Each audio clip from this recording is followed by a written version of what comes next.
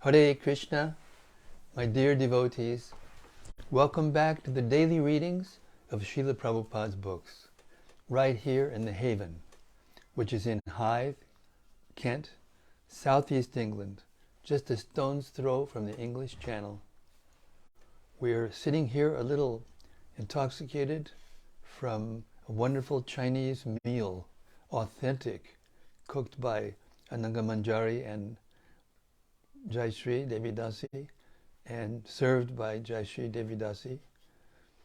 And it was authentic, and Abhaya was all smiles.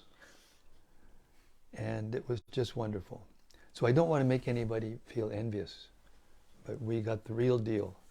You know, you go to Chinese restaurants in America and England, you will not get real Chinese food.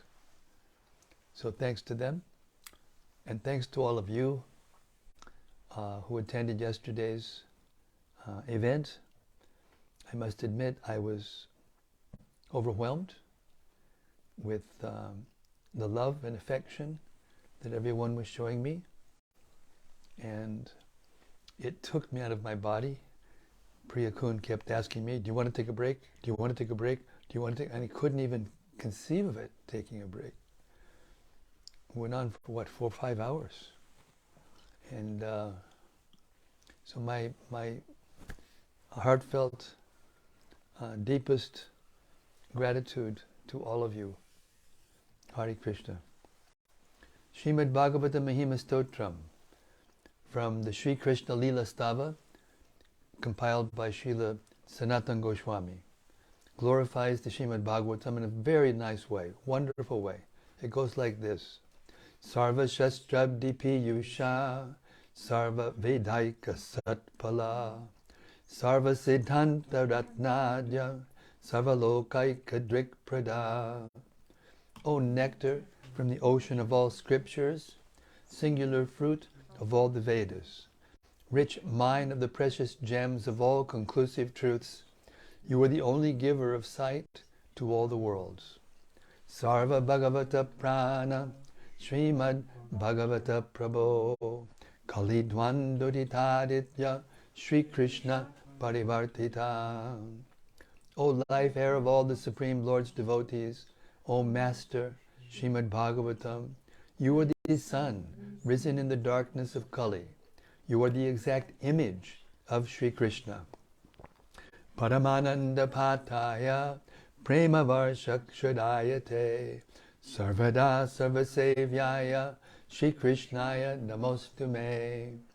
I bow down to you, who are supremely blissful to read. Your every syllable pours down a flood of prema. You can always be served by everyone. You are Sri Krishna himself. Mareka Bando Matsangin, Madguro Man Mahadana, Manistad, Manistadagamad Bhagya, Mad Anandanamostute. My only friend, my constant companion, my spiritual master, my great wealth, my savior, my good fortune, my source of ecstasy, I bow down to you. Asadu, saduta dayin, atinicho tatakada, hanamun chakadachin mam, premna rit kanta yukspura. O bestower of saintliness to the unsaintly, O exalter of the most fallen, please, never leave me. Always appear in my heart and my voice with pure love. Om Namo Bhagavate Vasudevaya. Om Namo Bhagavate Vasudevaya. Om Namo Bhagavate Vasudevaya.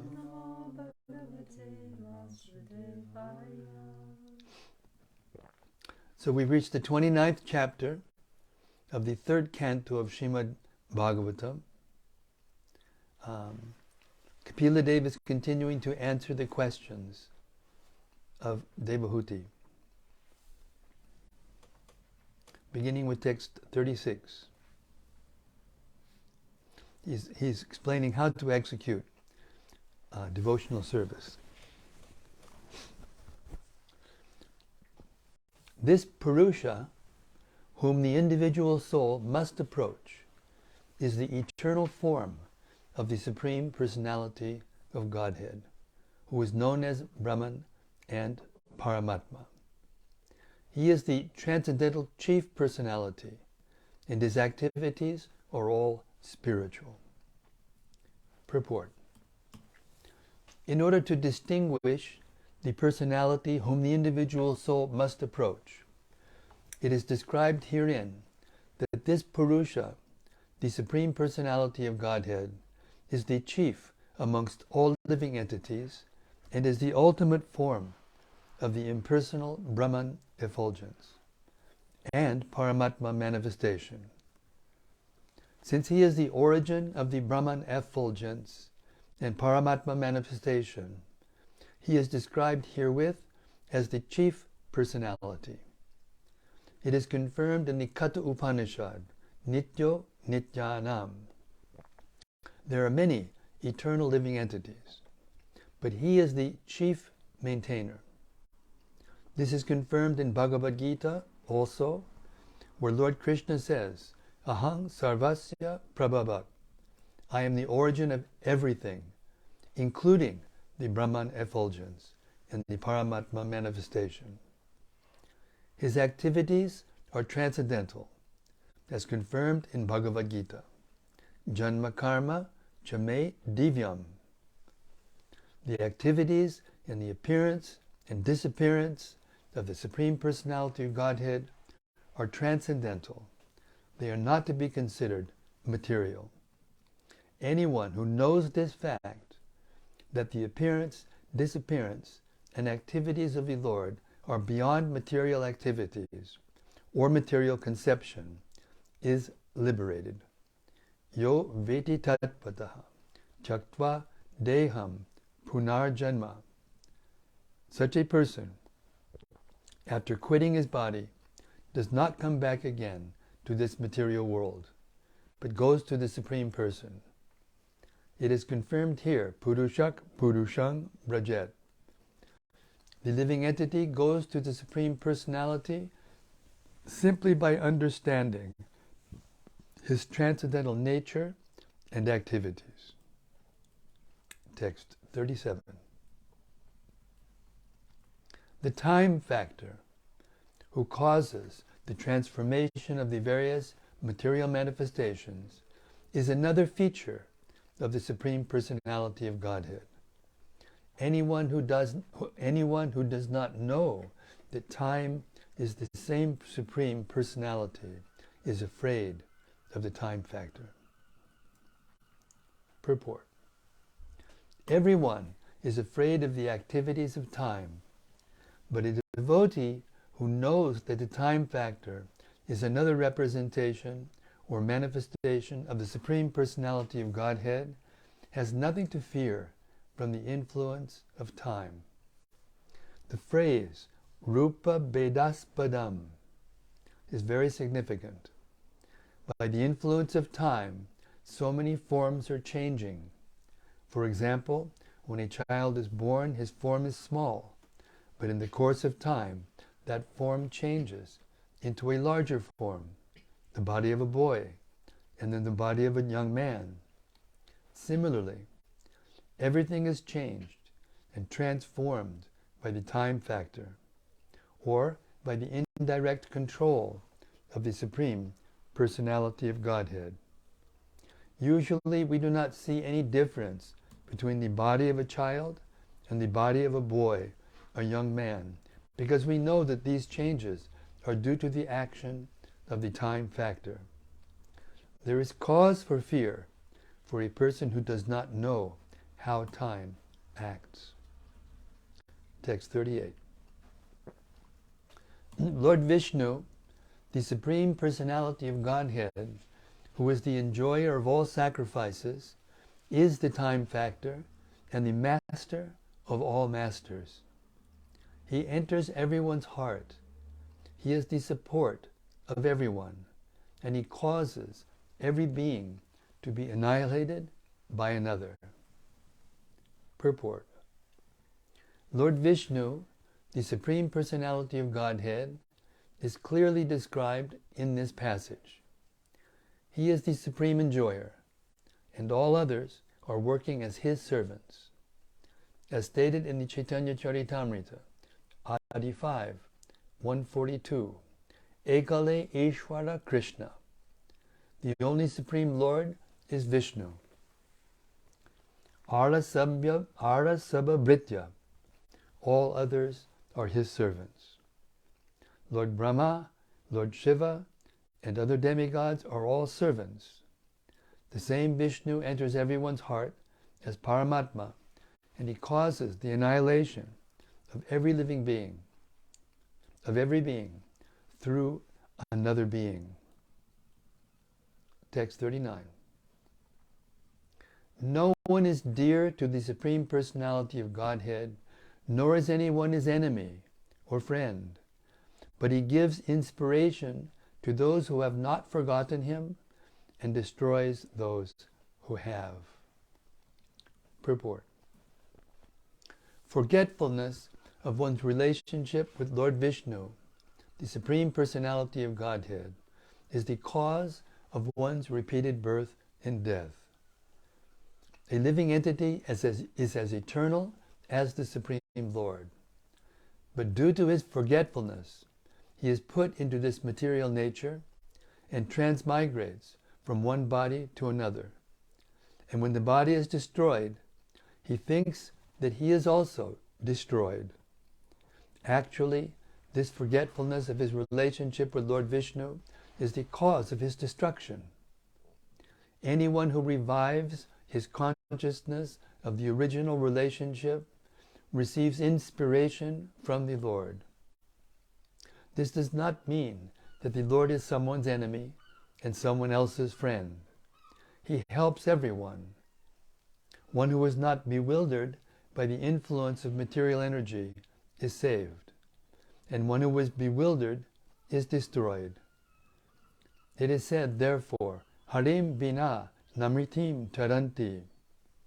No one can be saved from the repetition of birth and death without the help of the Supreme Lord. It is therefore the duty of all living entities to take shelter of the lotus feet of Vishnu and thus save themselves from the cycle of birth and death.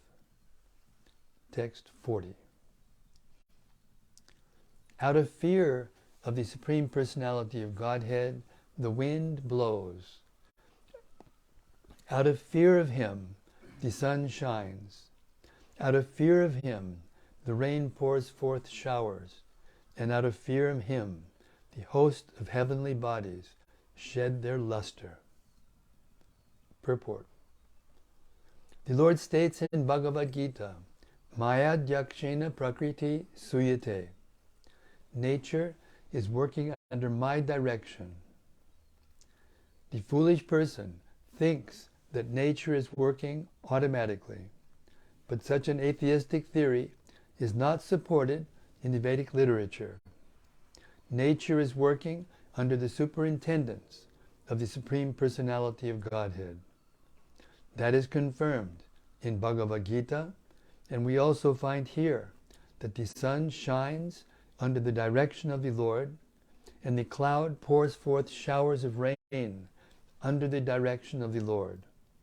All natural phenomena are under superintendence of the Supreme Personality of Godhead, Vishnu. Text 41. Out of fear of the Supreme Personality of Godhead, the trees, creepers, herbs, and seasonal plants and flowers blossom and fructify, each in its own season. Purport.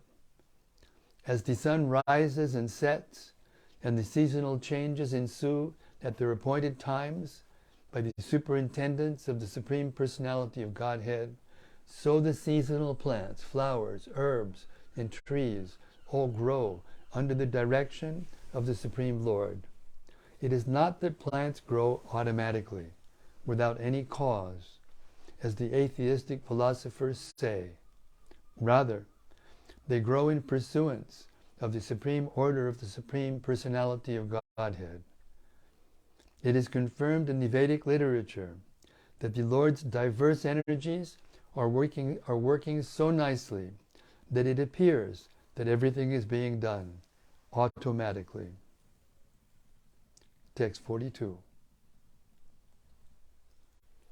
Out of fear of the Supreme Personality of Godhead, the rivers flow and the ocean never overflows. Out of fear of Him only does fire burn, and does the earth with its mountains not sink in the water of the universe. Purport. We can understand from the Vedic literature that this universe is half filled with water, on which Garbhodakashaya Vishnu is lying. From his abdomen, a lotus flower has grown, and within the stem of that lotus flower, all the different planets exist. The material scientist explains that all these different planets are floating because of the law of gravity or some other law, but the actual lawmaker is the Supreme Personality of Godhead. When we speak of law, we must understand that there must be a lawmaker. The material scientists can discover laws of nature, but they are unable to recognize the lawmaker. From Śrīmad-Bhāgavatam and Bhagavad Gita, we can know who the lawmaker is. The lawmaker is the Supreme Personality of Godhead. It is said here that the planets do not sink, since they are floating under the order of the energy of the Supreme Godhead. They do not fall down into the water which covers half the universe. All the planets are heavy with their various mountains, seas, oceans, cities, palaces, and buildings, and yet they are floating. It is understood from this passage that all the other planets that are floating in the air have oceans and mountains similar to those on this planet. Text 43. Subject to the control of the Supreme Personality of Godhead, the sky allows outer space to accommodate all the various planets, which hold innumerable living entities. The total universal body expands with its 7 coverings under His supreme control. Purport. It is understood from this verse that all the planets in outer space are floating, and they all hold living entities. The word Shvasatam means those who breathe, or the living entities. In order to accommodate them, there are innumerable planets. Every planet is a residence for innumerable living entities, and the necessary space is provided in the sky by the supreme order of the Lord. It is also stated here that the total universal body is increasing. It is covered by 7 layers, and as there are 5 elements within the universe, so the total elements in layers cover the outside of the universal body. The first layer is of earth, and it is 10 times greater than in size than the space within the universe. The second layer is water, and that is 10 times greater than the earthly layer. The third covering is fire, which is 10 times greater than the water covering. In this way, each layer is 10 times greater than the previous one.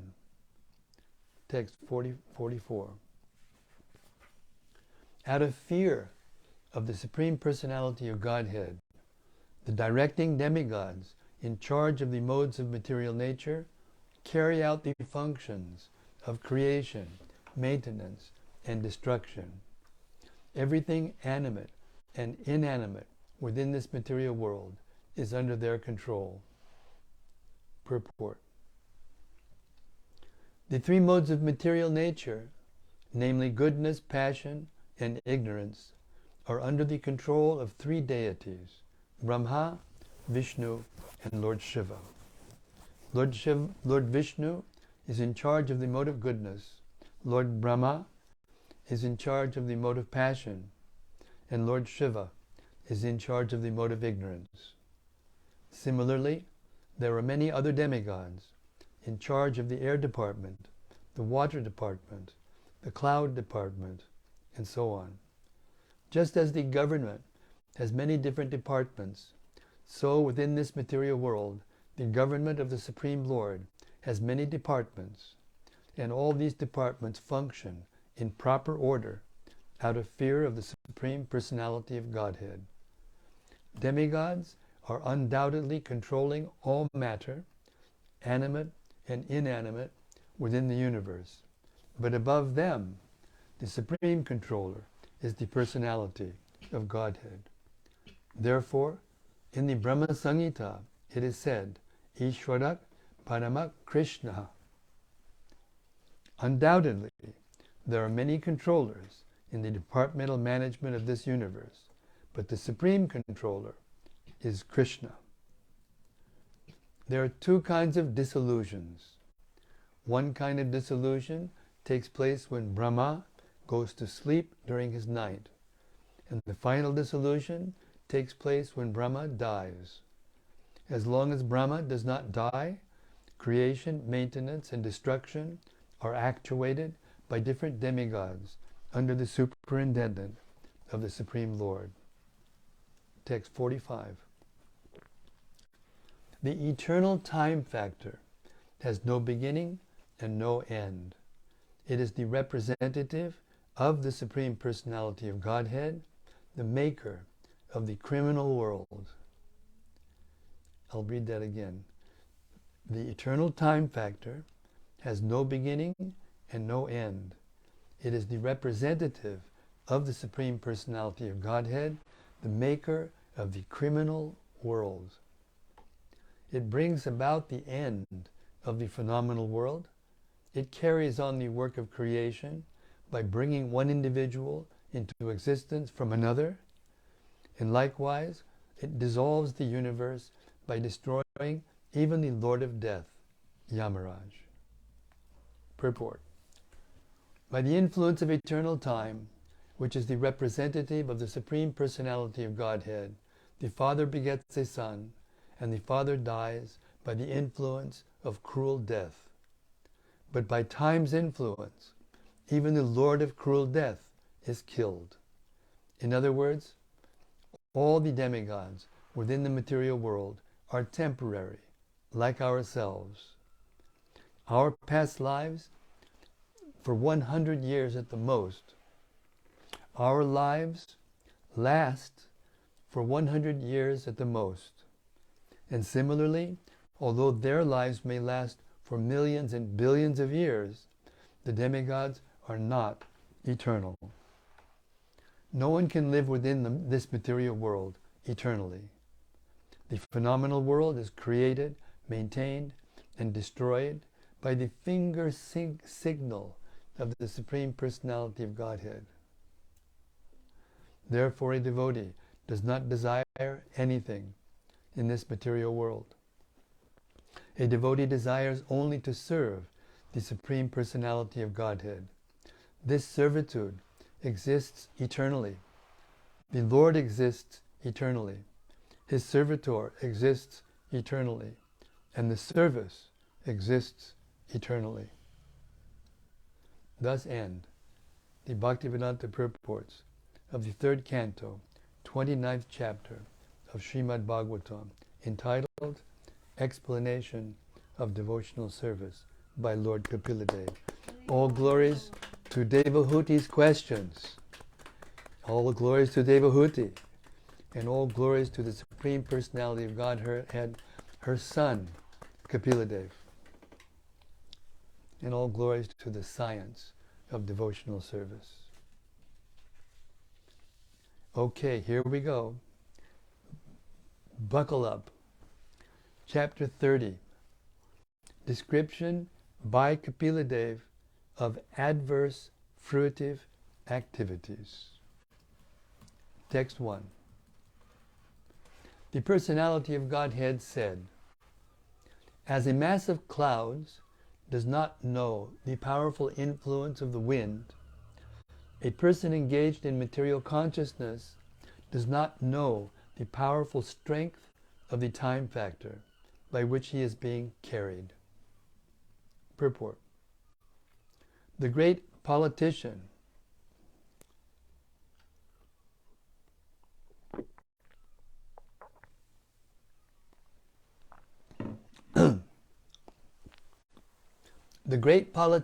Pandit named Chanakya said that even one moment of time cannot be returned, even if one is prepared to pay millions of dollars. One cannot calculate the amount of loss there is in wasting valuable time. Either materially or spiritually, one should be very alert in utilizing the time which he has at his disposal. A conditioned soul lives in a particular body for a fixed measurement of time, and it is recommended in the scriptures that within that small measurement of time, one has to finish Krishna consciousness and thus gain release from the influence of the time factor. But unfortunately, those who are not in Krishna consciousness are carried away by the strong power of time without their knowledge, as clouds are carried by the wind. Text 2.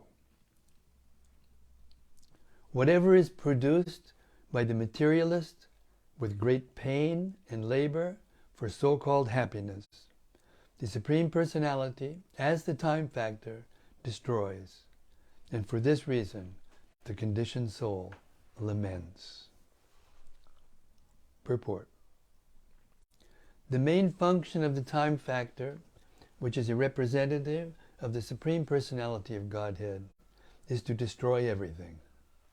The materialists in material consciousness are engaged in producing so many things in the name of economic development. They think that by advancing in satisfying the material needs of man, they will be happy. But they forget that everything they have produced will be destroyed in due course of time. From history, we can see that there were many powerful empires on the surface of the globe that were constructed with great pain and great perseverance, but in due course of time, they have all been destroyed. Still, the foolish materialists cannot understand that they are simply wasting time in producing material necessities which are destined to be vanquished in due course of time. This waste of energy is due to the ignorance of the mass of people who do not know that they are eternal and that they have an eternal engagement also. They do not know that this span of life in a particular type of body is but a flash in the eternal journey. Not knowing this fact, they take the small flash of life to be everything, and they waste time in improving economic conditions. Text 3. The misguided materialist does not know that his very body is impermanent, and that the attractions of home, land, and wealth, which are in relationship to that body, are also temporary. Out of ignorance only, he thinks that everything is permanent. Purport. The materialist thinks that persons engaged in Krishna consciousness are crazy fellows, wasting time by chanting Hare Krishna. But actually, he does not know that he himself is in the darkest region of craziness because of accepting his body as permanent. And in relation to his body, he accepts his home, his country, his society, and all other paraphernalia as permanent. This materialistic acceptance of the permanency of home, land, and so on is called the illusion of Maya. This is clearly mentioned here. Mohad griyat kshetra vasuni. Out of illusion only does the materialist accept his home, his land, and his money as permanent. Out of this illusion, the family life, national life, and economic development, which are very important factors in modern civilization, have grown. A Krishna conscious person knows that this economic development of human society is but temporary illusion. In another part of Śrīmad-Bhāgavatam, the acceptance of the body as oneself, the acceptance of others as kinsmen in relationship to this body, and the acceptance of the land of one's birth as worshipable are declared to be the products of an animal civilization. When, however, one is enlightened in Krishna consciousness, he can use these for the service of the Lord. That is a very suitable proposition. Everything has a relationship with Krishna.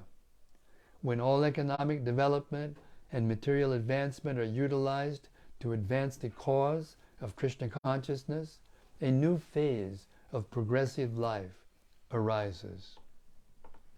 Text 4. The living entity, in whatever species of life he appears, finds a particular type of satisfaction in that species, and he is never averse to being situated in such a condition. Purport. The satisfaction of the living entity in a particular type of body, even if it is most abominable, is called illusion. I'll read it one more time. The satisfaction of a living entity in a particular type of body, even if it is most abominable, is called illusion.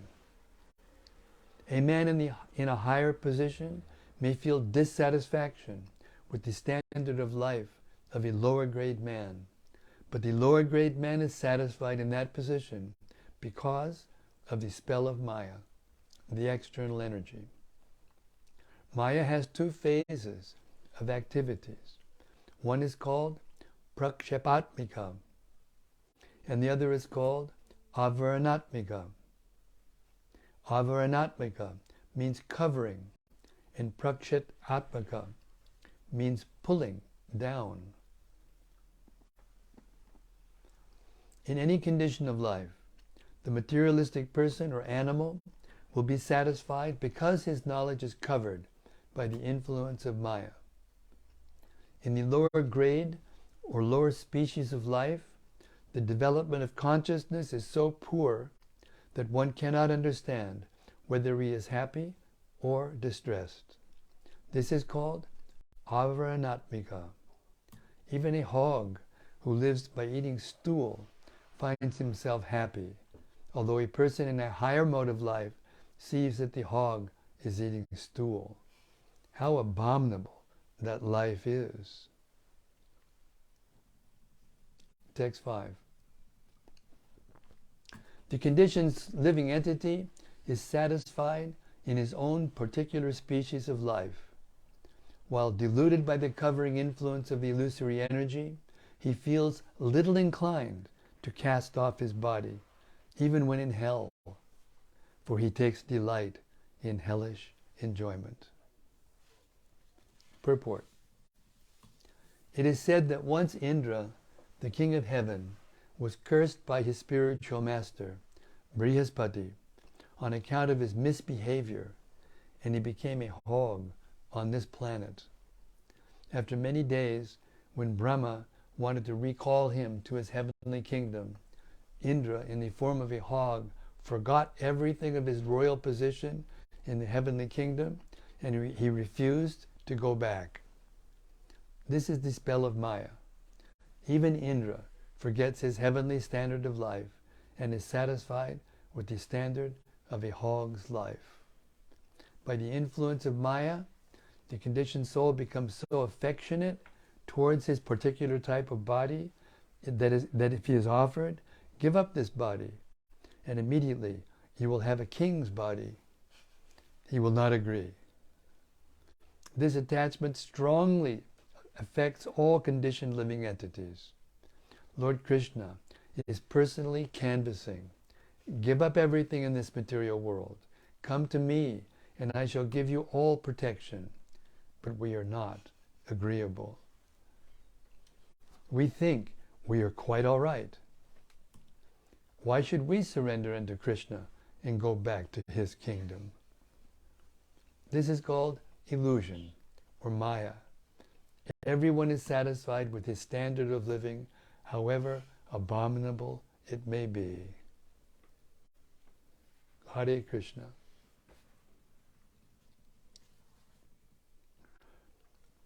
Text 6. Such satisfaction with one's standard of living is due to deep-rooted attraction for body, wife, home, children, animals, wealth, and friends. In such association, the conditioned soul thinks himself quite perfect. Purport. This so-called perfection of human life is a concoction. Therefore it is said that the materialist, however materially qualified he may be, is worthless because he is hovering on the mental plane, which will drag him again to the material existence of temporary life. One who acts on the mental plane cannot get promotion to the spiritual. Such a person is always sure to glide down into material life. Again, such a person is always sure to glide down again to material life. In the association of so-called society, friendship, and love, the conditioned soul appears completely satisfied. Text 7. Although he is always burning with anxiety, such a fool always performs all kinds of mischievous activities with the hope which is never to be fulfilled, in order to maintain his so-called family and society. I'll read this again. It's so important, so poetic. Although he is always burning with anxiety, such a fool always performs all kinds of mischievous activities with a hope which is never to be fulfilled, in order to maintain his so-called family and society. Purport.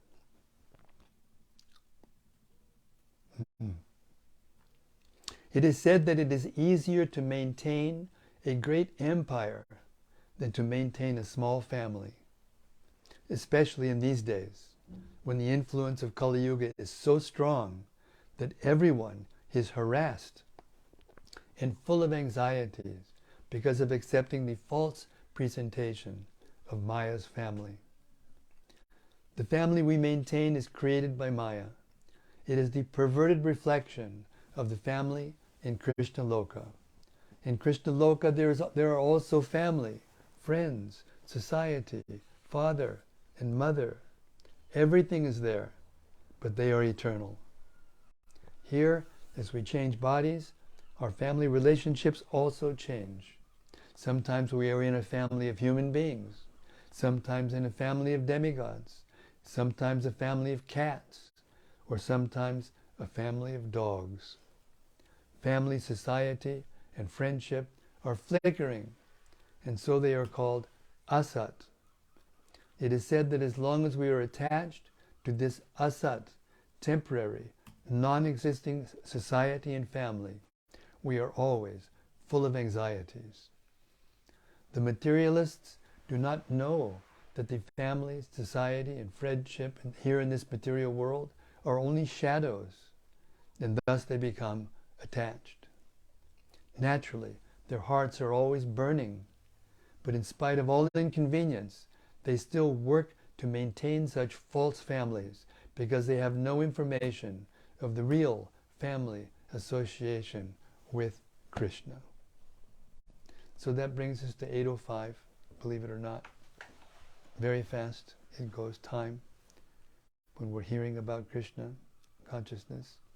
We'll start tomorrow at text 8, and we will wait eagerly for the reflections of the assembled sages. Hare Krishna.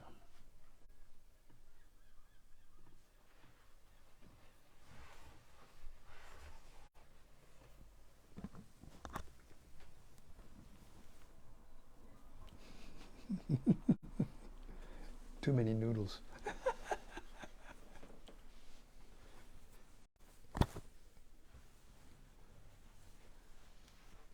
Jai Shri Shri Radha Shyam Kund Sundar ki Jai. Shri Pancha Tattva ki Jai. Shri Nishingadev ki Jai. Sudevi Dasi says, Hare Krishna Maharaj. Well, Sudevi Dasi, Hare Krishna to you. And thank you for your lovely offering yesterday. It touched everyone's hearts. And from Rati Manjari. Yes, Rati. Jai Guru Maharaj. Happy to see you. Well, thank you for the wonderful job you did yesterday of emceeing that ceremony or that event. Hare Krishna.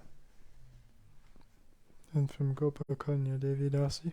Yes, Gopakanya Devi Dasi. Hare Krishna, dear Maharaj, and all assembled devotees. All glories to Srila Prabhupada and Śrīmad-Bhāgavatam. Jai. Śrīmad-Bhāgavatam ki Jai. Bhaktivedanta purports allow us to understand the Bhagavatam. Ki Jai. And from Anandamurti Devi Dasi. Yes, Anandamurti. Dear Guru Maharaj and assembled devotees, please accept my humble obeisances. All glories to Srila Prabhupada. Thank you so much for today's reading of Śrīmad-Bhāgavatam. Hare Krishna. Thank you for being there.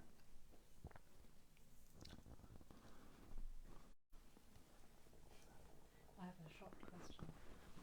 Okay, we have a question from Jayashree Devi Dasi.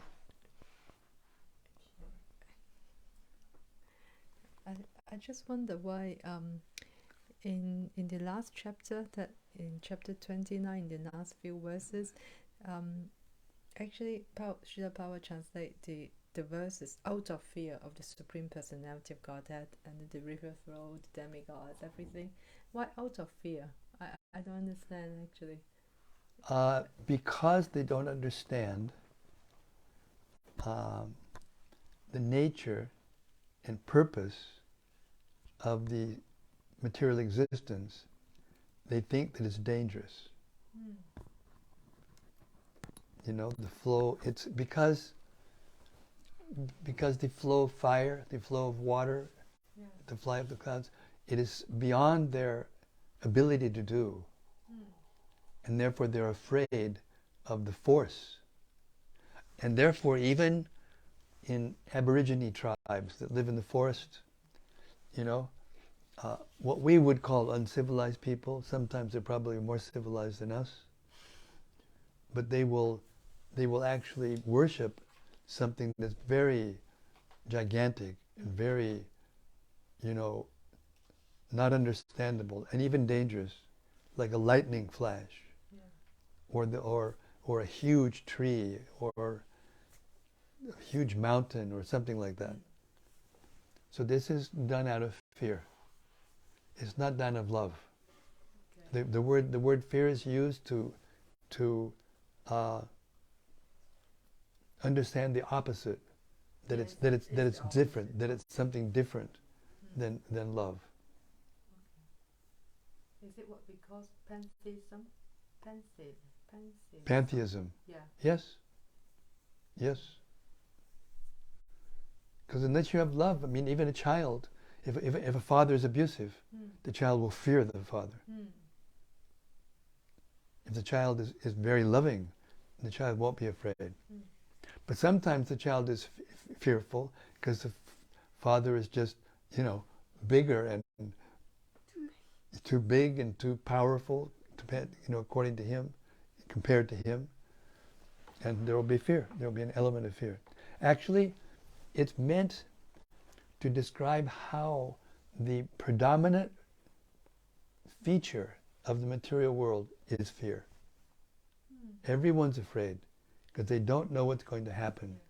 And when they see some phenomenon of nature which is actually capable of finishing them, like fire or like wind, something like that, they become afraid. Because they don't, without knowledge of how and why, particularly why, the scientists, they will say how by some formula, but they can't understand why. You know, they give some calculations of how the laws of gravity work and how the masses are held together by a force, or this, but they have no idea why. Why they are all exactly in the right place. Why they continue to be in exactly the right place. Why no planets run into each other. You know, you see cars running into each other, and why don't we see planets running into each other? And they're afraid of that. It's beyond, things that are beyond. Just like even when something is different, sometimes when a person goes out of the country, their own country, for the first time, and they don't speak the language and the culture, they'll be afraid automatically.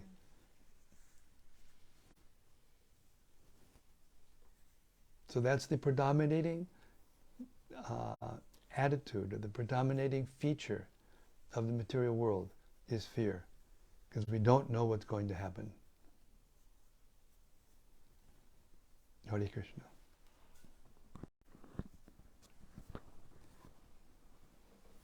And from Gemma. Gemma, Hare Krishna. Thanks again, Guru Maharaj. All glories to Srila Prabhupada. Jai, all glories to His divine grace. Hare Krishna. Hare Krishna. And from Anandamurti. Yes, Anandamurti.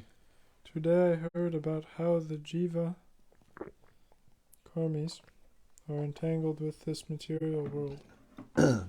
Quote, although he is always burning with anxiety, such a fool always performs all kinds of mischievous activities with a hope which is never to be fulfilled, in order to maintain his so-called family and society.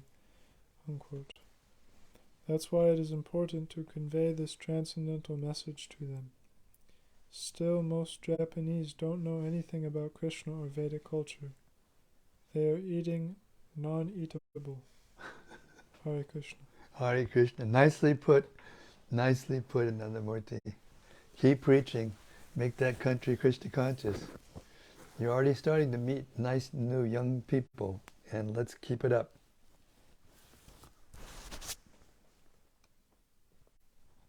From Rati Manjari. Yes, Rati. Dear Guru Maharaj, please accept my respectful obeisances. All glories to Srila Prabhupada. In the final part of the last purport, it says, sometimes we are in a family of human beings, sometimes in a family of demigods, sometimes a family of cats, or sometimes a family of dogs. Family, society, and friendship are flickering, and so they are called asat. It is said that as long as we are attached to this asat, temporary, non-existing society and family, we are always full of anxieties. The materialists do not know that the family, society, and friendship here in this material world are only shadows, unless they become attached. Naturally, their hearts are always burning, but in spite of all inconvenience, they still work to maintain such false families, because they have no information of the real family association with Krishna. Beautiful. Thank you very much. Just like we go into a movie theater, or they get these huge now big screen televisions in their homes, and they watch movies to escape, actually.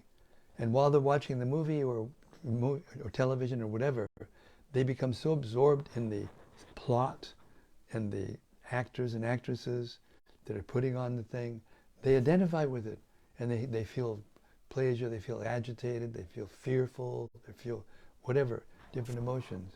But it's just flickering lights on the screen. It's not real, but they identify with it.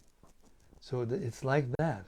It's just like that. The material world is reflection of the spiritual world. And then it goes on, Prabhupada goes on to say that there are family members in the spiritual world So why aren't we feeling, we left them. Why aren't we in anxiety about that?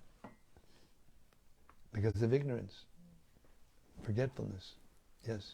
This is also from Rati. She said Yes, Rati. it sounds very familiar to me. I was wondering how this relates to how we relate with devotee friends and family. How it relates?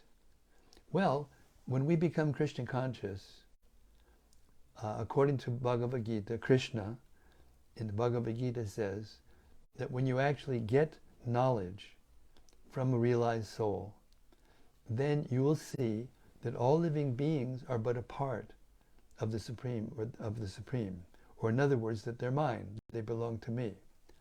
So it's not that family affection is natural, but the reason it's natural is because we have family in the spiritual world, and so we're naturally attached. So it's not that we shouldn't have affection for family, but if we're in knowledge, we won't allow that affection to cause us to be so attached that we won't want to go back to our original family. It's just like you go on a voyage, a big vacation, 2-3 months, and you have a nice villa or bungalow somewhere near the beach or in the mountains or somewhere, and you just live in another fantasy world, and you forget and then when you come back, it's all disappointment, So it's like that. We're all living in this temporary world, and those forms that we're attached to in terms of family, we may have a natural affection for them, but we can't lose track of the fact that they're temporary.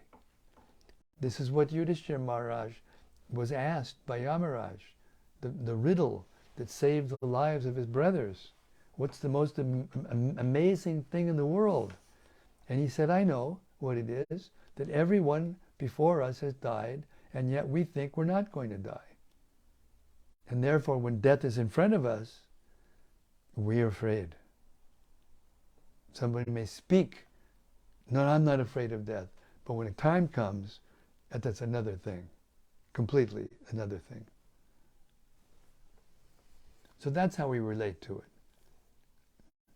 We're not callous, we don't hate them, we don't dislike them, but we know with knowledge that this is just a way to prepare ourselves to go to the original family, to return to our original family.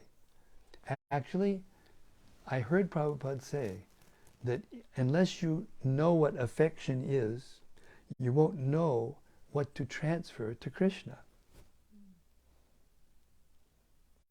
Therefore, the impersonalists, or those who go away from human civilization to live by themselves in the caves or in the mountains or whatever, they lose the capacity. And therefore their hearts, by very severe austerities, under those conditions, their hearts become hard. And their hearts don't melt, their hearts can't feel for others. Therefore the devotee is paradukha dukhi. He's happy when he sees other people happy, and sad when he sees other people suffering. That is real life. So we don't, not feel any affection for them, but we have to keep things in the proper perspective, and that's what knowledge does.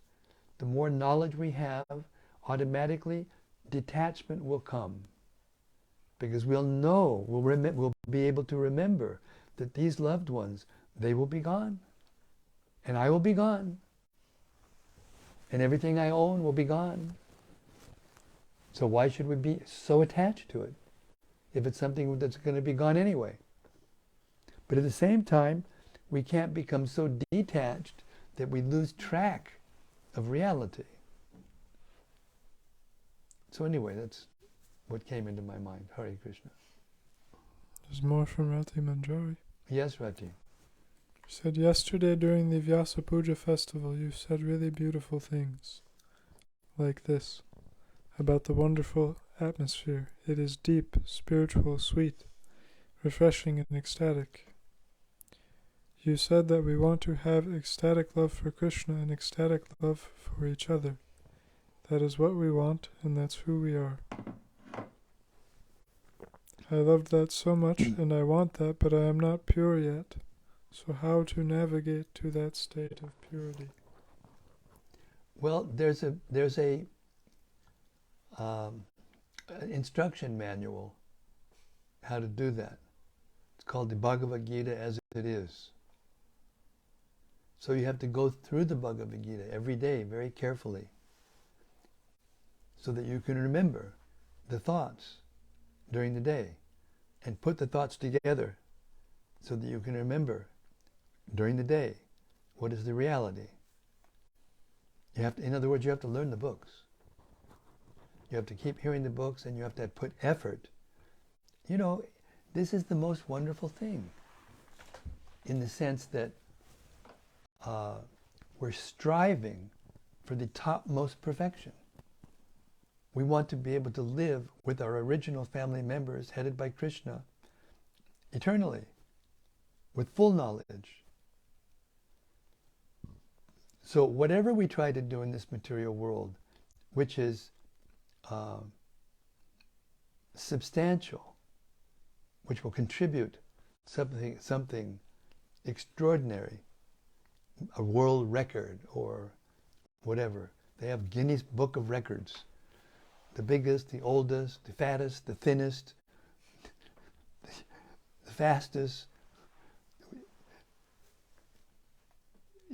And everyone will give up everything just to have some record in the record books so that their memory can live forever.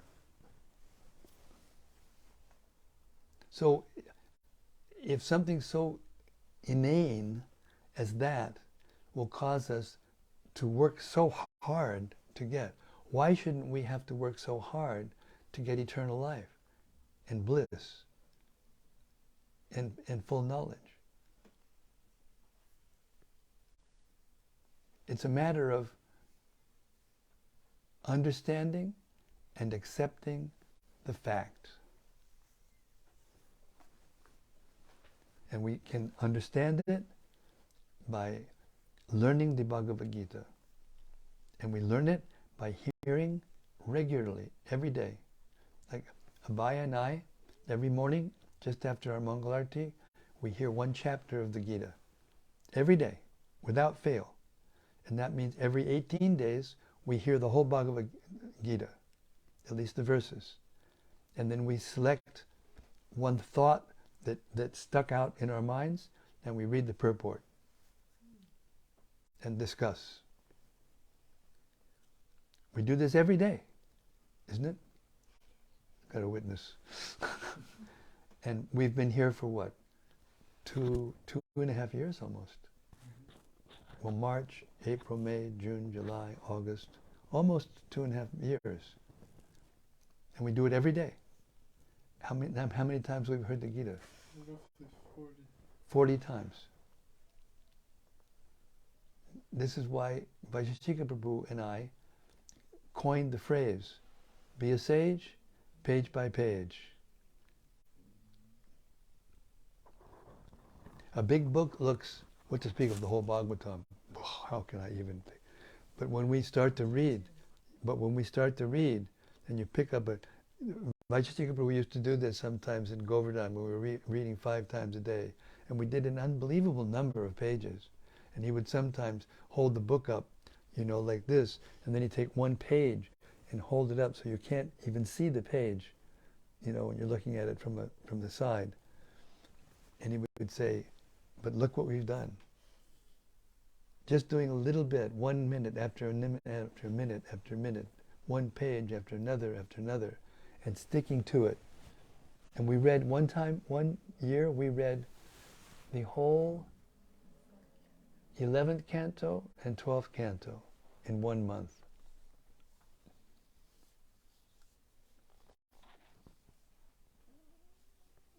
Third and fourth canto? Anyway, I can't remember exactly. Third and fourth. We were all like, we just read all that? That's not possible. And we weren't like reading constantly, we would stop, reflect, have prasadam, take a rest at the end of the day. Yeah. So that's it. We have to be enthusiastic. If we have the knowledge, we'll be enthusiastic about going back to the real world. In order to do that, you have to do austerity. You have to try hard. You have to work at learning this knowledge and hearing regularly. That requires patience, because you can't get it right away. And then you have to be determined, because in order to get it, you have to keep it up. You can't stop. And once you get accustomed to doing it, you develop a good habit. We develop good habits by being regulated and being accustomed to a pattern which includes hearing every day, like these daily readings. So all I can say is, Rati, you like the daily readings, you tell me every day, so keep hearing every day. And it will all come. But also I think you'd add chapter a day. She says, yes, Guru Maharaj, I am finally reading a chapter every day like you told me to. Oh, good. And it is fortifying. Very good. Proof of the pudding. From Subbarao Rajagopal. Yes, Subbarao. Hare Krishna Maharaj, please accept my humble obeisances and all glories to Srila Prabhupada. Jai Srila Prabhupada. Thank you for your wake-up call every day by reading these powerful purports. I remember the purport which you read in purport 327.5 a few days ago. One particular point mentioned in this verse is very significant. It is said here, Prasaktam asatam pati. The mind is always attracted by asat, the temporary material existence. Because we have been associated with material nature since time immemorial, we have become accustomed to our attachment to this temporary material nature. The mind has to be fixed at the eternal lotus feet of the Supreme Lord. Savaimana Krishna Padara Vindayo. I remember the 4 material deficiencies. Brahma, the tendency to commit mistakes. Pramada, the tendency to be illusioned.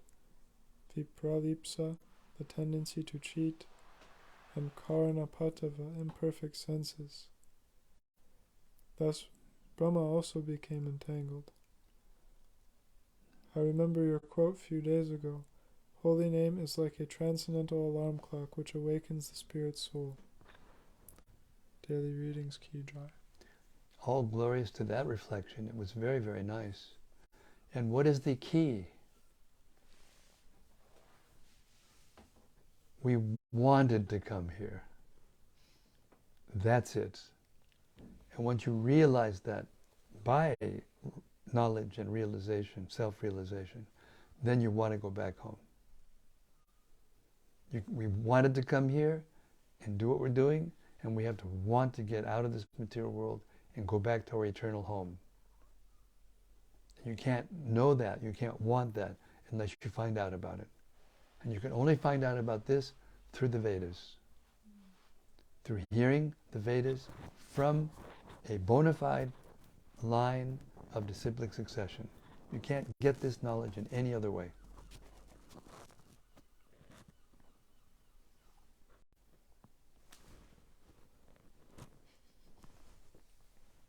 From Gauranga Gopal. Yes, Gauranga Gopal. Hare Krishna. Hare Krishna Maharaj. Thank you so much for today's reading. Yesterday's celebration was a very unique event. As you described it so nicely, the sweet atmosphere of mutual glorification of devotees was so palpable. Thank you for offering us such an amazing experience. Hare Krishna. That goes for everybody, because everyone was there and everyone participated and everyone was part of the program. Hare Krishna. I met an older gentleman today on book distribution in the very posh town of Winchester. We had a nice chat. He ended by giving a small 5-pound donation and accepted a Sri Ishopanishad. Then he explained to me, "You know, I am very rich. The other day I was speaking to a rich billionaire friend of mine who could buy me 5,000 times over, and we were laughing, thinking how rich we were, thinking that now we have enough. He said he invested in medical marijuana and made a lot of money out of it. Then I asked him if he was happy. How is his family? He replied, "My wife has many houses." My ex-wife, of course. And he didn't seem to want to talk about his children too much. I felt very sad for him. He thinks he has achieved so much in this body which is about to die, but actually he seems to have lost so much. What to speak of how much this illusion made him forget about his own soul and eternal relationship with the Lord.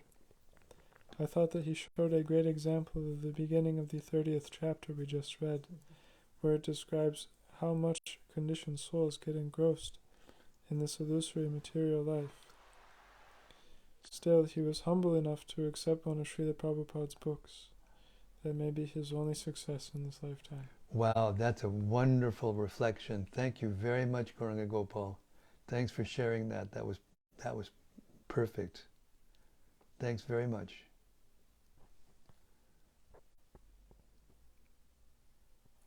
From Daitari Hari. Daitari Hari, Hare Krishna. Hare Krishna Maharaj, thank you for tonight's reading. Jai Shri beat me to the question I was going to ask.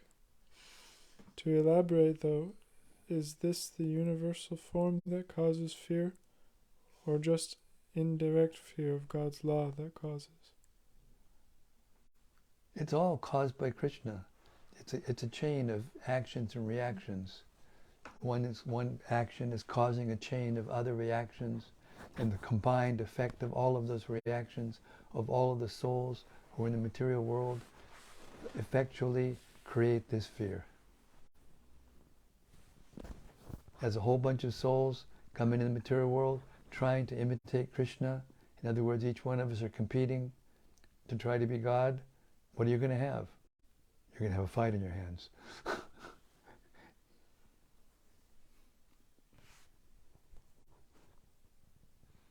This is still from Daitari Hari. It's interesting hearing about how under the bodily concept of life, regardless of how degraded our life is, one feels himself quite perfect. One surrounded by family and well adjusted to their environment regardless of how abominable it is. It was Krishna's mercy on me that I was always a socially awkward misfit, never able to feel comfortable in my environment. It also demonstrates the mercy of devotees that they tolerate me and make me feel part of something better. It creates a sense of indebtedness. I pray to become more attached to devotees and able to become well adjusted to the family and society of devotees. There you go. Hare Krishna. Very nice reflection, and that will take us back to the spiritual world. Just that, there's a verse that says, just how being attached to something that's degraded will degrade you. Being attached to the same thing, if it's in relationship to Krishna, will elevate you.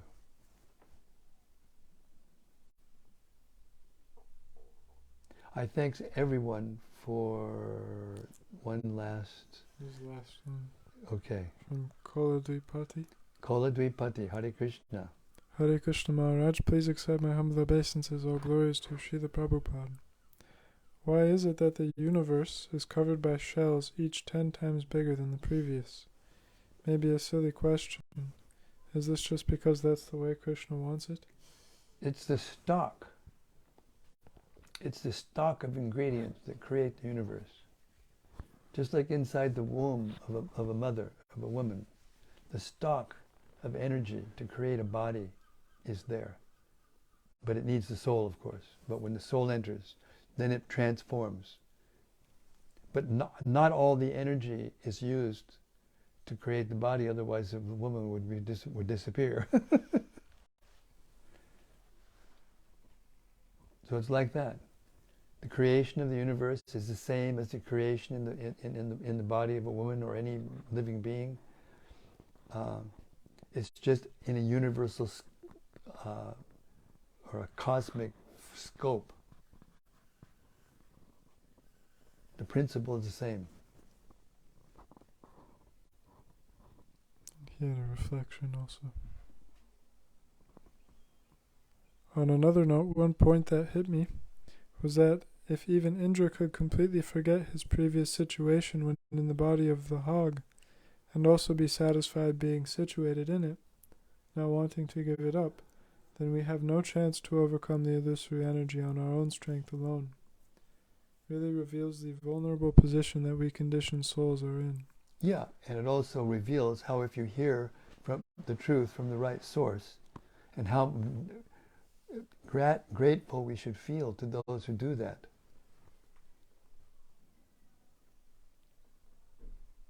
Hare Krishna, thank you everyone for your reflections, and especially for yesterday's beautiful events. Śrīmad-Bhāgavatam ki jai. Samaveta Bhakta Vrinda ki jai. Gaur Premanandi Hari Hari Bol. See you tomorrow night. Same time, same place, same topic. As Kapila Dev continues to expose the illusion for what it is. See you tomorrow. Hare Krishna.